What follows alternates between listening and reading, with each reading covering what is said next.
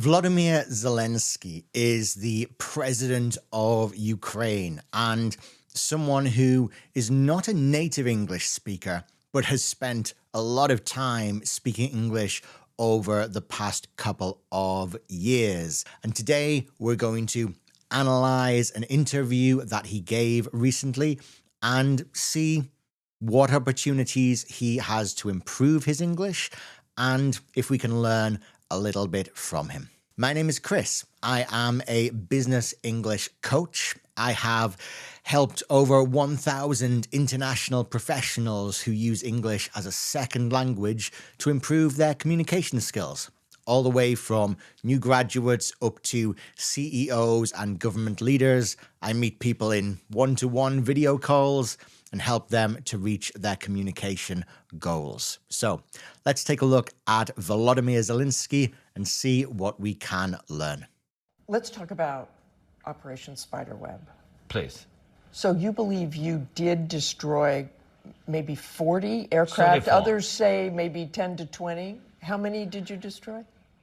We think, and we have our analytics that we destroyed 34% of their strategic air jets. We can hear there that he has some great vocabulary around the work that he does, talking about strategic air jets, and we have our analytics there. So I think that Volodymyr Zelenskyy came into politics later in life. So I think over the past few years, he's actually improved his vocabulary around international politics and obviously around military matters as well. Let's keep going. We have to prepare such plans, and we are not stopping. We have to prepare such plans because Russia That's an interesting one. Because we don't really know if they will stop this war. They don't. Let's take a look at that. Okay, we have to prepare such plans. This is a sentence structure that I hear a lot, and I only hear it from Slavic language speakers. So we're talking about Ukrainian speakers, Russian speakers, Czech speakers, Polish speakers. If your language is Slavic in origin, you might use this sentence structure. We have to prepare such plans. This works. It's fine. It's very formal and very Slavic. We don't usually hear native speakers say this in this kind of structure. So, what would a native speaker say instead? How about this? We have to prepare plans. This. Which word goes here? We have to prepare plans something this. This word begins with an L. And this is a word that means similar to. We have to prepare plans similar to this. And this is like. We have to prepare plans like this. This is less formal. I wouldn't particularly call it informal. We'll call it neutral, right in the middle there, and far more common. Let's take a look at another way to do this. So we have to prepare these of plans. What could go here? This is a word that begins with a K. It's going to end with a D.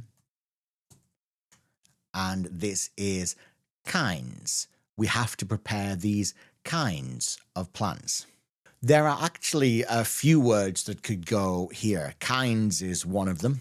What else? We could go with an S word ending in a T. And then we want our plural S on the end again. That's an R. And this is sorts of plans. What about a word beginning with a T, ending with an E? And then again, we need our plural S on the end. This is actually also a verb. It's what I'm doing now on a keyboard. And this is types.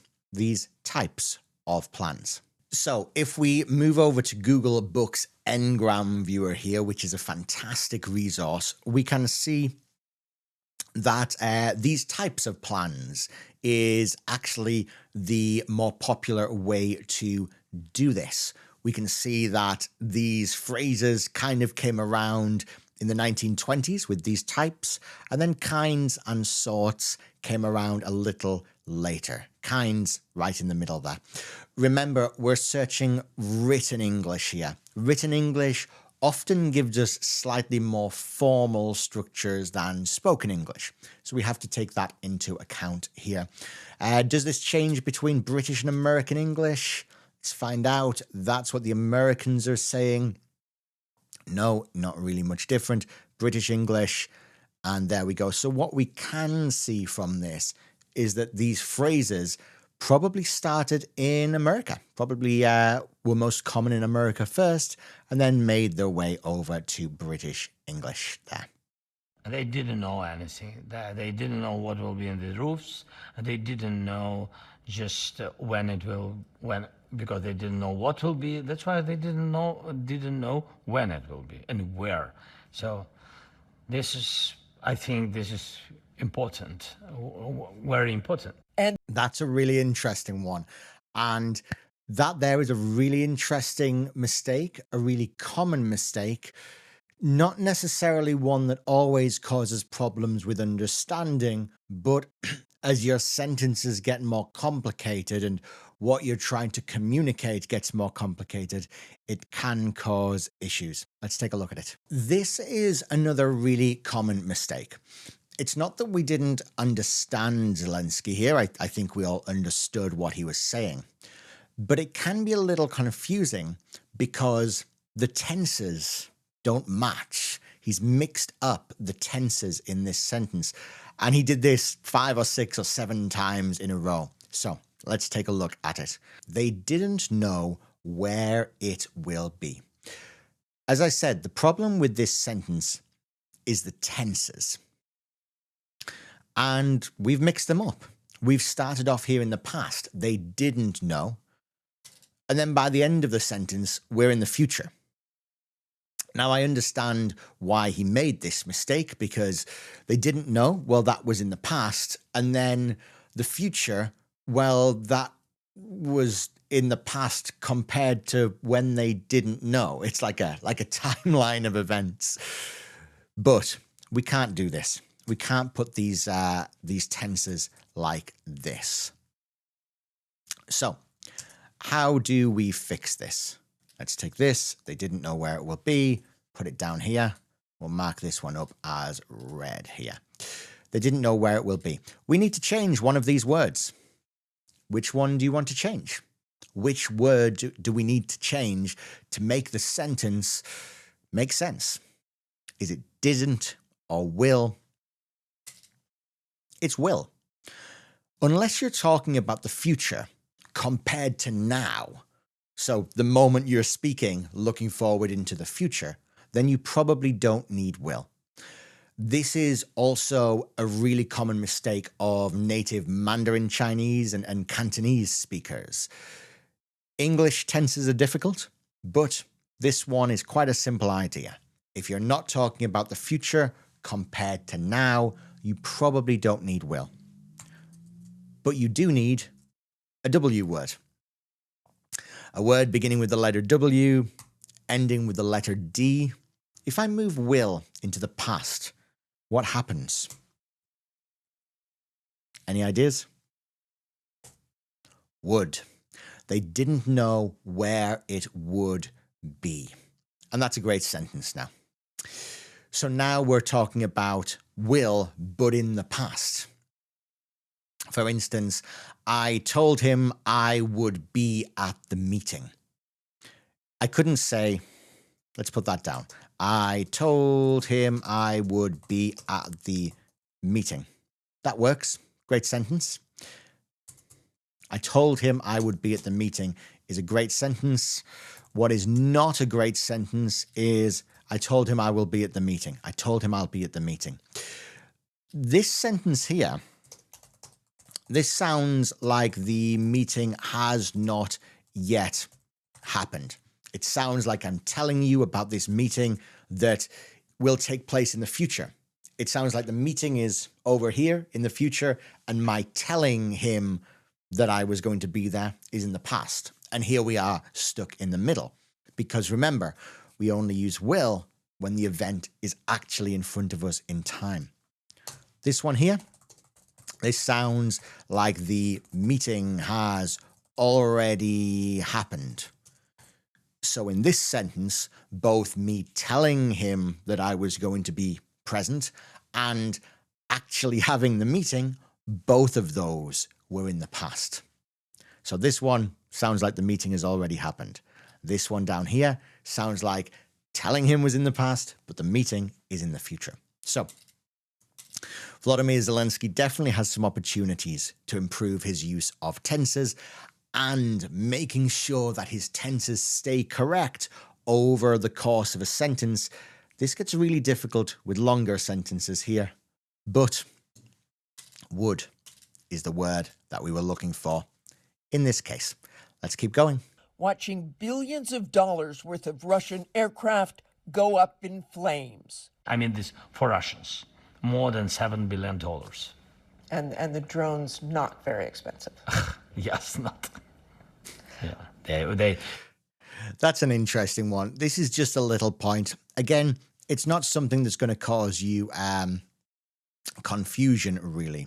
This is a really interesting issue because a lot of people find this strange about English, and a lot of languages don't do this. A lot of languages work in a very different way. My second language is Korean, and this is strange from a Korean point of view, I think. So the interviewer said, and the drones, not very expensive, not very expensive. And he said, yes, not. The problem is here that we're trying to confirm a negative. We're trying to agree with a negative. So what's the solution here? No, not. That's what we want there.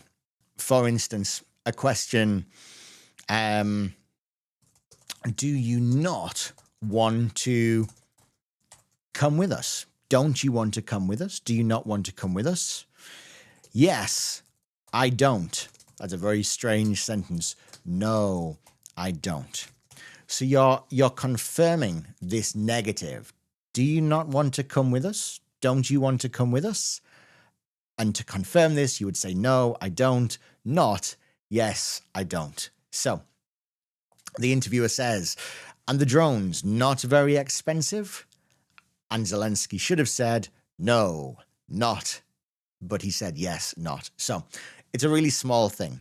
But when confirming or agreeing with a negative in English, we answer no, not yes. Okay, we're going to go back in time now, just a couple more months, and take a look at a different interview. This one on Sky News, and we're going back 7 months ago now. Let's take a look.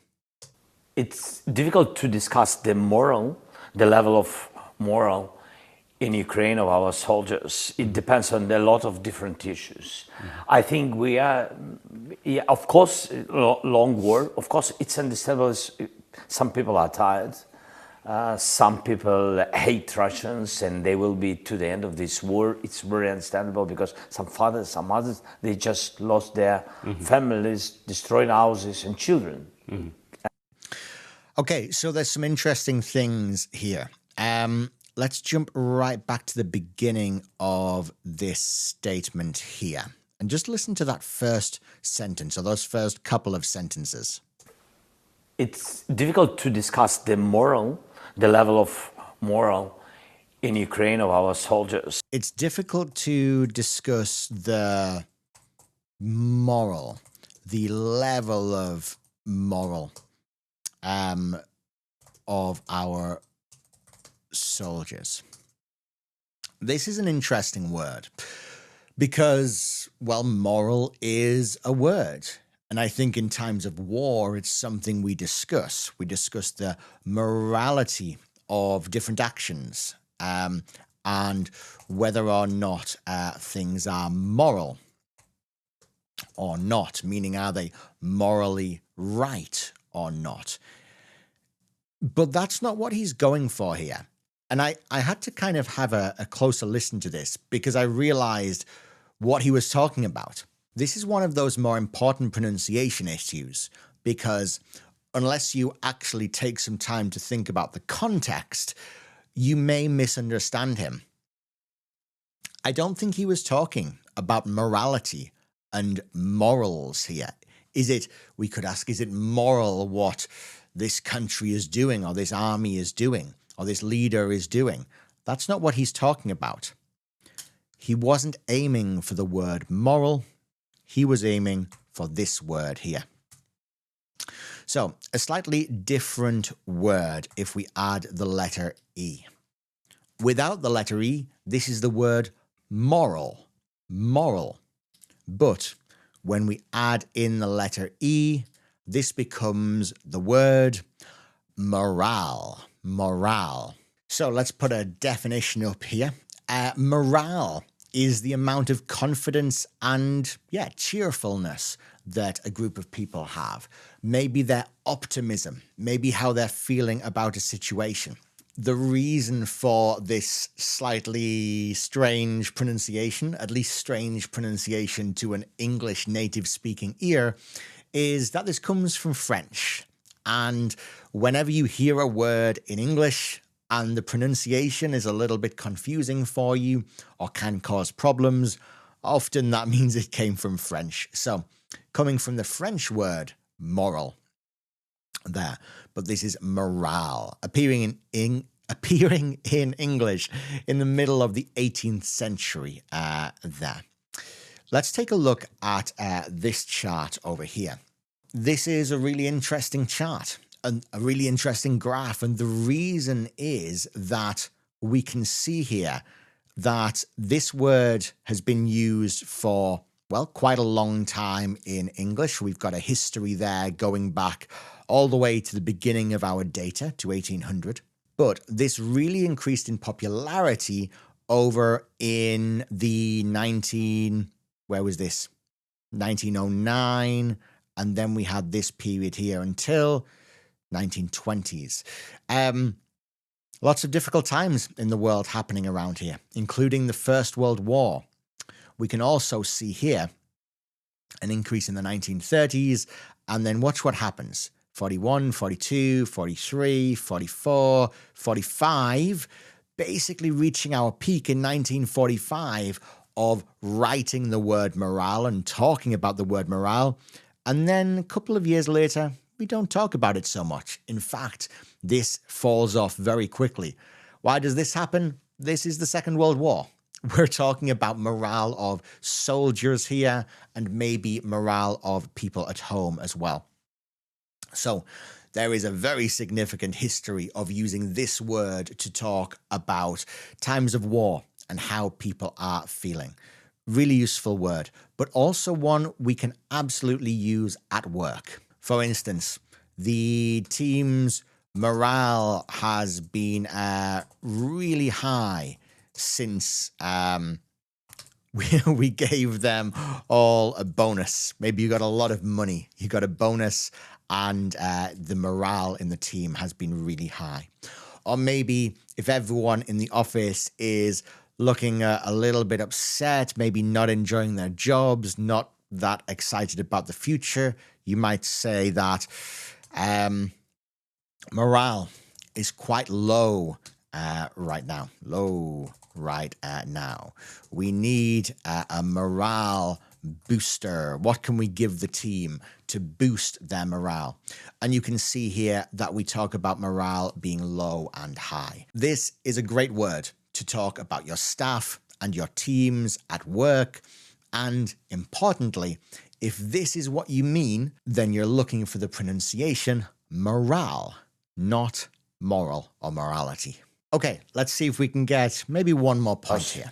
The people are the most important because everything is this war for independence of the people, not of the land, of the people. Mm-hmm. Because people, it's really a nation. Mm-hmm. A nation has land and etc. and etc. The land is very important. It's a part of your, That's an interesting point. Okay, let's take a look at this one. A nation has land and people and etc. etc. Okay, etc. How do we use this? First of all, the pronunciation of this word is etc., etc. This is one of those really interesting words that has come direct to us from ancient Latin, from the streets of ancient Rome, and has not changed since. There are a handful of phrases in English, actually quite a few, that have not changed since they were created in the ancient Latin language, maybe in ancient Rome, and etc. is one of them. We don't say etc. A common mistake I hear is for people to just say etc. That can be really confusing, especially for native speakers. They think you're saying something else. If we take a look at this sentence, there are just too many words in this sentence. We need to choose one of these words to delete and remove. And that word is and. We don't need and here. If we're using etc., we don't say and etc., we just say etc. A nation has land and people, etc. And you can use it twice. A lot of people do, to emphasize that there are more things on this list. A nation has land and people, etc., etc. And that's fine. There is a way to do this with and, but you can't use etc. And so, what? This is a preposition, 2 letters, and this phrase is and so on. A nation has land and people and so on. So if you feel like you really want to use and here, you can go with and so on. We can make this longer though. And so what could go here? So this is a whole phrase here. A nation has land and people and so on, and so this would be something to really emphasize that this list is longer. This word begins with an F and ends with a TH. It's actually a very old-fashioned way to say forward, forward. And this word is forth, and so on and so forth. So that second part is optional. You can put it in or leave it out. But if you really want to emphasize that there are more things on this list, then you can add and so forth. So 3 options here. A nation has land and people, etc. Or a nation has land and people and so on. Or if you really want to emphasize that, a nation has land and people and so on and so forth. If this video has been interesting to you and you would like to see how your English is and have me review and analyze your English on the channel, then you can go to breakoutbusinessenglish.com/contact, or just go to breakoutbusinessenglish.com and click contact at the top and tell me you want to get involved. I'll maybe take a 3-minute video off you answering a question and communicating about the work that you do, and then we'll analyze it on the channel. So if you're feeling brave, then send me a message, get in touch, and we'll see if everyone can learn from your English and your biggest opportunities to improve. And if you would like to just book some of my time and work with me, then my full-time job is helping international professionals who use English as a non-native language, as maybe a second or third language. I help them to improve their communication skills. If you would like to book some of my time, then again, the website is at breakoutbusinessenglish.com. You can book some of my time on there. And if you use the code YouTube30, then you can get 30% off your first booking of 30 or 45 or 60 minutes. So feel free to head over there and book a call with me. If this has been interesting to you and you'd like to see some more world leaders have their English reviewed and analyzed, then maybe take a look at this video. This was a video I put out last week talking about Giorgia Meloni, the Italian leader, and what her English is like. I hope you enjoy it.